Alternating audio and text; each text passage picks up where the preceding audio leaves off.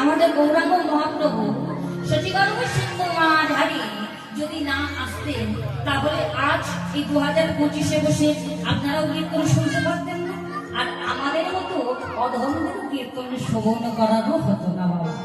তাই চলুন আমরা একটু গৌরলীলা আস্বাদন করি। মায়েরা প্রত্যেকে একটু উলুধ্বনি হরিধ্বনি সম্বোধন। যদি গৌরাঙ্গ না হইত বলে কে বারে হইত কেমনি ধরি তাওরে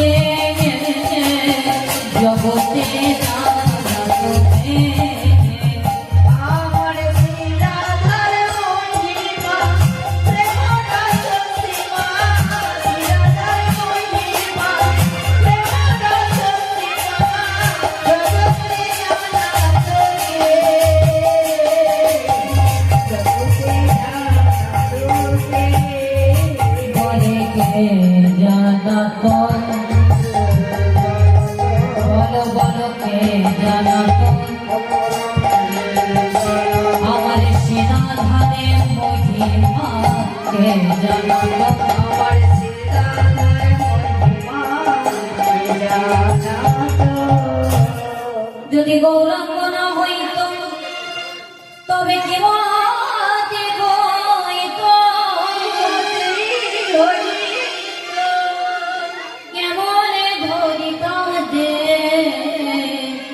আবার রাধার মহিমা প্রেম সুষমা জগতে যদি গৌরাঙ্গ না হইত কি মতি হইত কেমন। ও মায়েরা একটু আসতে কীর্তন আসরে বসে এত গল্প করলে হয়তো উঠে চলে যাও, না ভালো না, অন্যজনে ডিস্টার্ব করবো না। এতক্ষণ 3 ঘন্টা গান করবো কিছু বুঝতে পারবে না, 3 ঘন্টা পার হয়ে গেলে বলছি রিয়া দাস কি গান করলো কলকাতা থেকে এসে মাথা উঠে দিলাম না, বলবো তো বুঝবেন কি করে যদি গল্প করেন না একটু শুনুন বাবা। হরে কৃষ্ণ। তাহলে বাবা যদি আমাদের গৌরাঙ্গ মহাপ্রভু কি পাঠ করে সচিগর্ভ সিন্ধু মাঝারি নদীর বিমানে হয়ে নামাজ রসের ভাব বিকৃতি হতো না, ধুলাই গড়াগড়ি খেয়ে গৌর পায়ে ধরে বলতো না কবি তোরা একবার কৃষ্ণ তোরা একবার কৃষ্ণ নামে যত পাপ করে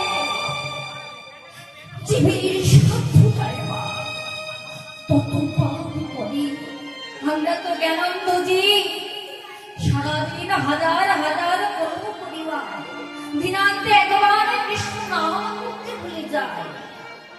প্রত্যেকটা যুগে কত কঠিন কঠিন শর্ত ছিল ভগবানকে পাওয়ার, কিন্তু এই কলির যুগে ভগবানকে পাওয়া বা মুক্তির একমাত্র উপায় হলো হরি কৃষ্ণ কথা। এই বিষয় বলো নিতাই গৌর হরি বল। আজ আমরা গৌর হরির লীলা শ্রবণ করবো বাবা। তাহলে যদি গৌর না থাকতো এই জগতে আমাদের লীলা একদম শোনা হতো না। আগে কি বলছে জানো? বলছে মধুর বৃন্দাবন বিপিনী মাধুরী প্রবেশ চাতুরী সার। ইহ জগতে একটু মনে কোনটা মধুর, কোনটা টক, কোনটা তিতো তা একমাত্র বলতে পারে মানুষ। তাই তো মানুষকে বলা হলো সর্বশ্রেষ্ঠ জীব।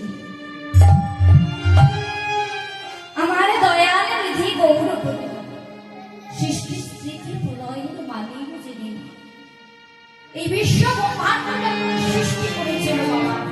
সর্বপ্রথমে সৃষ্টিটা যখন সৃষ্টি করলো, লক্ষ্য করে দেখলো কি মা না সুন্দর সুন্দর লতা কীট গুল্ম পতঙ্গ সৃষ্টি করেছে আমার ভগবান। একটি ফুলের গাছ দিয়েছে, সুন্দর করে তাকে ফুল দিয়েছে। ফুলের গাছের শোভা সবাই অপলক নৃত্য দর্শন করছে। ও মা, ফুলের গাছের শোভাটা আরো সুন্দর হবে তাকে যদি একটু ফুল দিয়ে দেওয়া যায়, তাই না? ফুলের গাছে কিন্তু শোভা ফুল ছাড়া ফুলের গাছ মানায় না মা। ভগবান তাই করলে সুন্দর ফুলের গাছে সুন্দর করে ফুল দিয়েছেন। যে গাছের পাতাটা হলো সবুজ পাতা, কিন্তু ফুলগুলো হলো লাল ফুল, নীল ফুল, হলুদ ফুল। ভগবান লক্ষ্য করছে ফুলের গাছের শোভাটা আরো সুন্দর লাগবে বাবা যদি তার মধ্যে একটি লাবণ্যময় প্রজাপতি দিয়ে দেওয়া যায়। যেই না প্রজাপতি দিলেন বাবা, সঙ্গে সঙ্গে লক্ষ্য করলেন সেই ফুলের গাছের প্রজাপতির শোভাও সবাই দেখছে। তৎক্ষণা আমার ভগবানকে কেউ বলছে না হে দয়াময়, তোমার সৃষ্টিটা অতুলনীয়, তোমার সৃষ্টির কোনো তুলনা হয় না, তোমাকে ধন্যবাদ, তোমাকে থ্যাংক ইউ, আমার কেউ বলছে না। ভগবান লক্ষ্য করলেন সুন্দর ঘাস তৈরি করেছে ভগবান, গাভীতে সেই ঘাসগুলো ক্ষুধা নিবারণ করার জন্য, নিবৃত্তি করার জন্য গাভীতে ঘাসগুলো ভক্ষণ করছে। তথাপি গাভী ভগবানকে বলছে না দয়াময় তোমাকে ধন্যবাদ। ভগবান কি করলেন বাবা? নির্জনে নিবৃত্তে বসে চিন্তা করলেন। ভগবান মনে মনে চিন্তা করলেন ওরা যে আমাকে ধন্যবাদ দেবে, এই ধন্যবাদ দেওয়ার মতো মানবিকতা ওই পশু পক্ষী জীবের মধ্যে নাই। তাই ভগবান আমার কি করলেন? মনুষ্য দেহ সৃষ্টি করলেন, 206খানা হাড় দিয়ে রক্ত মাংসের বাঁধন দিয়ে সৃষ্টি করলেন মনুষ্য দেহ। নিতাই গৌর প্রেমানন্দে হরি বল। এইবার বলি বাবা, মনুষ্য দেহ তৈরি করেছেন মা, মনুষ্য দেহ আমাদের এই দেহ, তাই তো? আপনারা বলবেন মনুষ্য দেহ মানে কি? তাহলে আমাদের এই দেহ, ও মা আমাদের এই দেহটা কিন্তু ভাগ আছে, একটু শোনেন। আমাদের এই দেহটা হলো 5 তলা ঘর। ও মায়েরা ঘর দেখেছেন তো 5 তলা? বলে এখনকার দিনে প্রায় সবার 2 তলা 3 তলা হয়ে যাচ্ছে। এই আমাদের ঘরটা হলো 5 তলা। এইবার মায়েরা বলবেন যে একটু বুঝিয়ে বলে দাও মা, দেহের ঘরটা কি করে 5 তলা হয়, তাই না? শুধু বলে চলে গেলে তো হবে না, আপনারা জিজ্ঞাসা করে নিন, নইলে তো ঠকে যাবে, তাই না? হরে কৃষ্ণ। আমাদের এই দেহ ঘরটা হলো 5 তলা ঘর বাবা, যার প্রথম তলায় দিয়েছে খেতি অর্থাৎ মাটি। পার্থিব জগতের ঘরের সাথে মা আমাদের ঘরের কিন্তু একটু তুলনা নেই, একদম একসাথে মিল আছে। লক্ষ্য করে দেখুন, আমরা যদি ঘর করতে যায়, কিসের উপর ঘর করতে হবে? মাটির উপর ভেদ করে, তাই না বাবারা? ও বাবারা, ঘর কিসের উপর হয়? মাটির উপর তো। হ্যাঁ, কি জোর করে বলেন? হ্যাঁ, আপনাদের মেয়ে মনে করে একটু জোর করে বলেন। রাজা মাটির উপরে করতে হয় মা। তাহলে প্রথম তলায় দিয়েছে খেতি অর্থাৎ মাটি, দ্বিতীয় তলায় দিয়েছে, লক্ষ্য করেন আমার দিকে, এই জায়গা, এটা হলো দ্বিতীয় তলা। এখানে ভর্তি করে দিয়েছে জল। ঘর তৈরি করতে জল লাগে না বাবা? বালি সিমেন্ট মাখাতে জল লাগে না। দ্বিতীয় তলায় দিয়েছে জল, তৃতীয় তলায় দিয়েছে আগুন। এবার বাবারা প্রশ্ন করবে, এইবার ধরেছি, বলো মারিয়া, ঘর তৈরি করতে কোথায় আগুন লাগে? কি গো ও মায়েরা, লাগে আগুন? লাগে, ভাইয়ে ভাইয়ে আগুন লাগে, পাশের লোকের গায়ে আগুন লাগে। ঘরটা ছিল ভালো ছিল, আপনি একবার ঘরটার ছাদটা খুলে দেখুন, দোতলা করবেন, ও বলবে ওই আমার দিকে বেড়েছে, এ বলবে এটা আমার জায়গা ছিল, এ বলবে ওইটা বাস্তবের ভেতরে ছিল। আমার বলেন হবেই হবে। জয় রাধা। চতুর্থ তলা, এখানে ভগবান দিয়েছে হাওয়া। এবার হাওয়া কোথায় লাগে? ওমা, হাওয়াও কাছে লাগে। যদি বৃষ্টি হয়, ঘরের মালিক চিন্তা করবে একটু হাওয়া দিন, না হলে তো সব একদম ধুয়ে চলে যাবে, লাভ কি হবে? যার ছাদটা ফেলবে না এত কষ্ট করে, এত গরিব মানুষ, সবই বিফলে চলে যাবে। তাহলে হাওয়াও লাগে। আর এটা হলো পঞ্চম তলা, এখানে কিচ্ছু না, এটা হলো ঘরের ছাদ। ভজনিয়া যারা, সাধনিয়া যারা, তারা যদি ভজনের মাধ্যম দিয়ে ঘরের মালিকটাকে টেনে এই ছাদের মধ্যে তুলতে পারে, তারা এই হরিবাসনে বসে বলে দেয়, বাবা দিল্লিতে তার ভক্ত কি করছে। যারা সাধক মহাজন, কেবলমাত্র তারাই বলতে পারে, আমরা পারবো না বাবা, আমাদের সাধন নাই, ভক্তি নাই, ভাব নাই। রাধে রাধে। এইবার শোনেন বাবা, আমাদের দেহটা যদি পাঁচতলা ঘর হলো, আমাদের এই দেহের মধ্যে কোথায় বাস করে? আমার দেহ ঘরের মালিক। মালিক ছাড়া ঘর হবে না। এই যে এটা দেখতে পাচ্ছেন, এটা কি বলুন তো? এটা আমার হাত, হাত তো এটা আমার, এটা চোখ। বলে কীর্তন আসলে হাত বা চোখ দেখাচ্ছে কেন? কি করবে বলো না বাবা? ভগবান না করুক, আপনাদের এখানে কীর্তন করে কালকে সকালবেলা মল্লিকপুর বেনিবাড়ি আমার কীর্তন আছে 8টাতে। এই রাস্তায় যেতে যেতে কোনো অ্যাক্সিডেন্টে, কোনো দুর্ঘটনায় আমার পাটা কেটে বাদ দিতে হবে, হয় না বাবা? হয়তো হাতটা কেটে বাদ দিতে হবে। কত মানুষ তো অন্ধ, চোখে দেখতে পায় না, কত মানুষ খঞ্জ খোড়া, পায়ে চলতে পারে না, কিন্তু তারা কি মরে যায় বাবা? মরে যায়। হাতটা যদি কেটে বাদ দিতে হয় অপারেশন করে, তবুও মানুষ বেঁচে থাকে। পাটা যদি কেটে বাদ দিতে হয়, তবুও বেঁচে থাকে। চোখে যদি না দেখতে পায়, তবুও বেঁচে থাকে। তাহলে দেহের মধ্যে এমন কোন জিনিস আছে, যে জিনিসটা যদি একবার বেরিয়ে যায় বাবা, এই দেহের আর কোনো মূল্য থাকবে না। সেই তাই সেই দেহ ভারী মালিকটা কি না? সেটা হলো আমার আমি স্বরূপ, আমার পরম আত্মা। কোথায় বাস করে বাবা? এই 3 তলা আর 4 তলার মাঝখানে।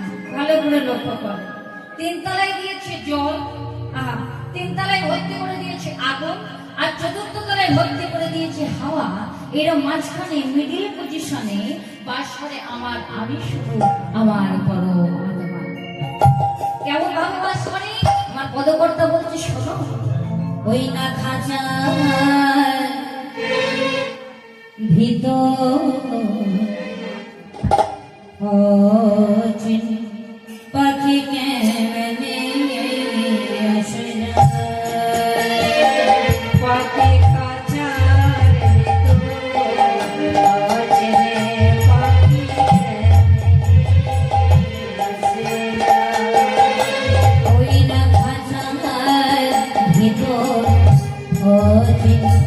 পাখি কেমনে আসে না, পাখি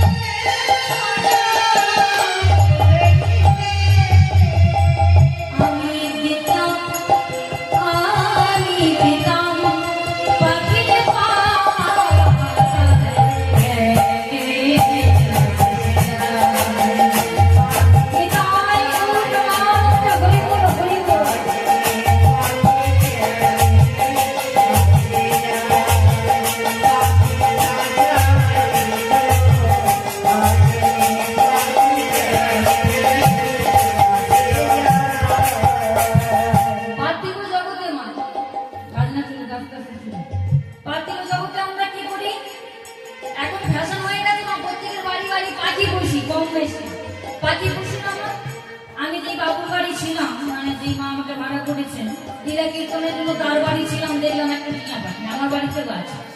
পাখিকে আপনি যতই ভালো করে পোষ মানান, সব পাখি বলছি না, দেখে কিছু কিছু পাখি আছে দেখবে একবার যদি আপনি খাঁচাটা খুলে দেন বাবা, তাকে ধরা যাবে যাবে না। বেশিরভাগ পাখি কিছু কিছু ধরা দেয়, কিন্তু বেশিরভাগ ক্ষেত্রেই ওটা হয় বাবা। ঠিক তেমন ভাবে আমার এই দেহ খাঁচার পাখিকে যদি একবার আমরা ছেড়ে দিই বাবা, আর কি ফিরে আসবে? তাই তো বলছে মন তুই রইলি, মন তুই রইলি হাজার আশে,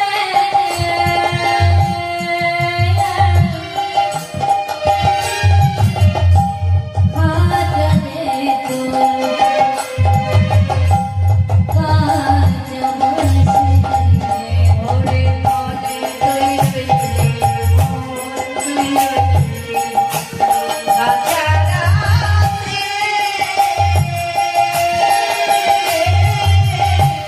হাজারে তোর কাজ বসে,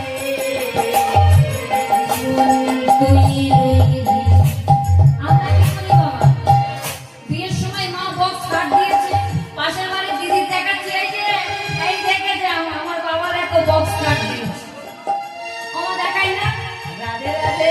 কিন্তু যাওয়ার দিনে যার চারতলা বাড়ি সেও ওই যাবে এক জায়গায় বাসের তলায় চেপে, আর যার কুড়ে ঘর সে বেকারি দিন আনে দিন খায়, সেও যাবে বাবা কাঁচা বাসের বাড়ি থেকে। তাই তো বলছি কোনো করতে হবে। মন তুই রইলি, মন তুই রইলি হাজার আশে,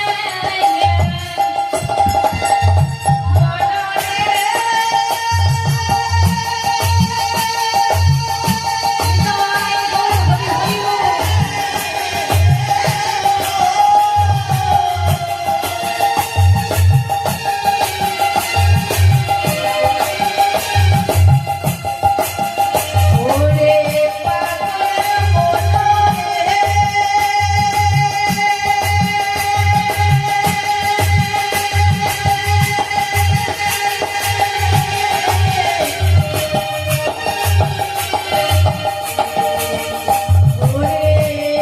পাগল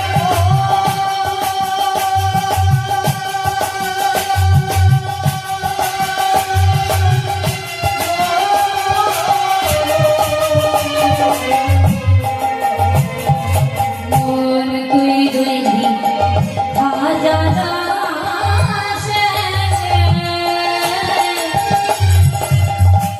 হাজারে তোর কাজ বসে, ওরে মন তুই রইলি, মন তুই রইলি হাজার আশে, হাজারে তোর কাঁচা বাসে, আমার বন্দি কথা করে দে বসে, আমার বন্দি কথা করে দে বসে, আমার বন্দি কথা করে দে বসে, আমার বন্দি কথা করে দে বসে রে, ওই কাল লালো কে দেখো